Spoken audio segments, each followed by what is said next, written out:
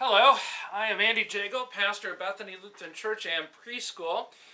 Looking a little bit different for this video. I just got off of a video call with our youth group, which we were doing every Monday night, having a youth group hangout. And tonight's theme was we were talking about vacations. Now, I don't have a Hawaiian shirt, but some of our West African members have given me Rafikis over the year as tokens of appreciation. This is our Christ for All Nations mission outreach that we have here at Bethany. And so maybe one day I'll end up in Liberia, as some people have been asking me to do.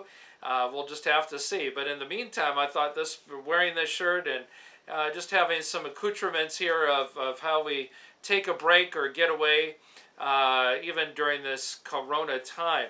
And this connects to the reason why in this next Job discussion video, this is video number 4, discussion number 4, in our last class, where our adult Sunday school, we were talking about Job. We did not get through all the chapters. I was hoping to do the whole cycle of all of Job's friends, going from chapters 15 to 22 roughly, and going back and forth between Job and his friends, all 3 of them. And we did not do that. We got through to chapter 19 and stopped there. And that is because we took some significant time at the beginning of our class. Something I want to encourage you to do if you're using these videos and discussion guides for your own group. And that is to take some time for Christian care. Our group had not met for the couple of weeks, and so I think we just needed that time to reconnect with one another. There were some prayer concerns that were shared.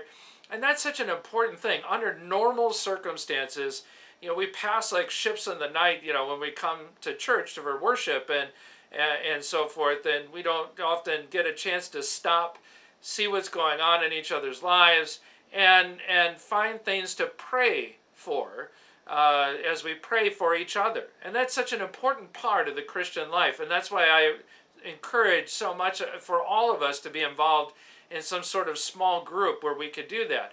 And yes, the objective of those small groups is to study the Bible, but if you don't get all the way through the material because you've taken some significant time to care for one another, that to me is perfectly fine, and certainly what that group is meant for. Well, let's get into the book of Job, because there's so much still that is applying to our lives. As I said, we did not get all the way through it. We started with chapter 15, with Eliphaz, who's going to begin this next cycle, just as he did previously for the first cycle. Now, Eliphaz is doing something a little bit different here. I believe he's doing something a little different here in this speech, because instead of trying to find an unknown sin and to chide Job for an unknown sin that he's committed, Eliphaz seems to point out that a sin, which is Job's speech and the things that Job is saying. Eliphaz says, no, Job, you're wrong, and this is even sinful. One of our group members said, Eliphaz just paraphrased Eliphaz by saying, Job, who do you think you are?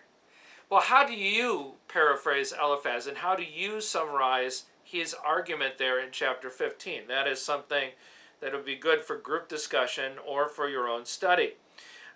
In Job's response in chapter 16, he kind of indicates what he thinks of what his friends are saying. You worthless comforters, and you'll have some different translations there, but they all fall along really that same line. What do you think of Job's words? Are they too harsh?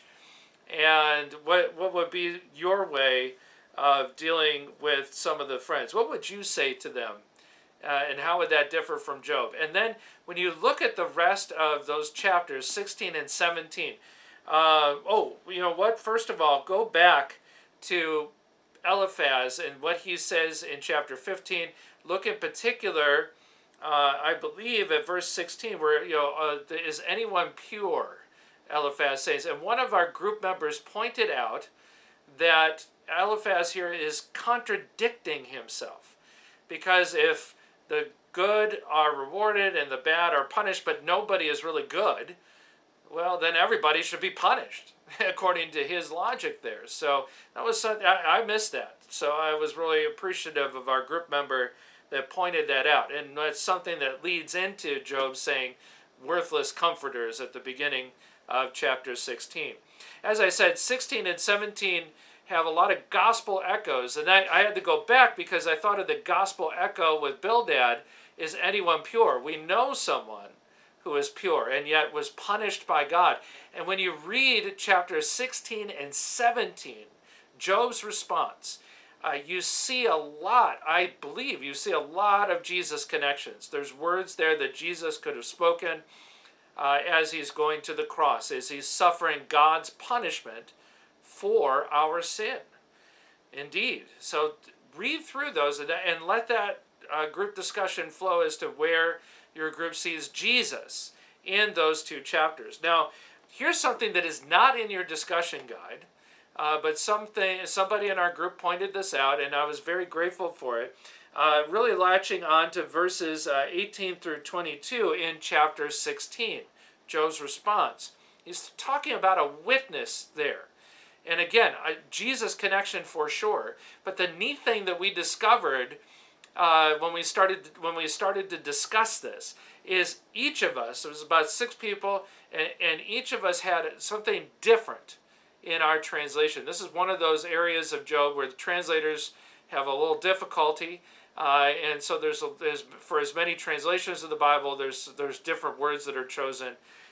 For instance, for witnesses, for friends, and for someone who argues a case with God and his neighbor, somebody had the word advocate there. And again, a lot of those make some Jesus connections for us. But I think there's a lot to be learned when you share some different translations that you have and discuss what those differences can mean as well in your group. All right, well, that's about as far as we got. We got to chapter 18 and Bildad now coming out and arguing with Job. And it's pretty much the same kind of thing that's going on there. We didn't spend a whole lot of time there. I said in the discussion guide here, look at the creation connection at the end, because when you get to the end of chapter 18, right at the end of Bildad's argument, I believe there's a really nice setup here for what's coming up in chapter 19. If you're familiar with chapter 19, you know this is the famous passage, I know that my Redeemer lives. We've discussed Job and the resurrection previously. The words that are so explicit in this section, this I hope is going to prompt quite a lot of conversation in our group. But that's going to have to be for next time because that's about as far as we got. We had a magnificent discussion, but we had a lot of time for Christian care as well. Oh, one more thing with Bildad. Is there some sort of appeal to universal truth there that he gives at the beginning of chapter 18? We had a hard time finding that, actually. I forgot actually why I had written that in the beginning. I had to reread that a few times. And then I wrote that, and then I went on vacation and then came back and was caught a little flat-footed for our discussion. I'll admit to that. But one of our group members said that Bildad is probably saying something along the lines of, "Hey, Job, wake up. It's time to unstop your ears. It's time to wake up." So read that at the beginning. Look at the connection at the end that might be there for chapter 19, and ready yourself for some real gospel connections that are going to come up in our next discussion. All right, well, that's it for now. But thank you very much. May the Lord bless you in our reading, our marking, our learning, and our inwardly digesting of God's holy word.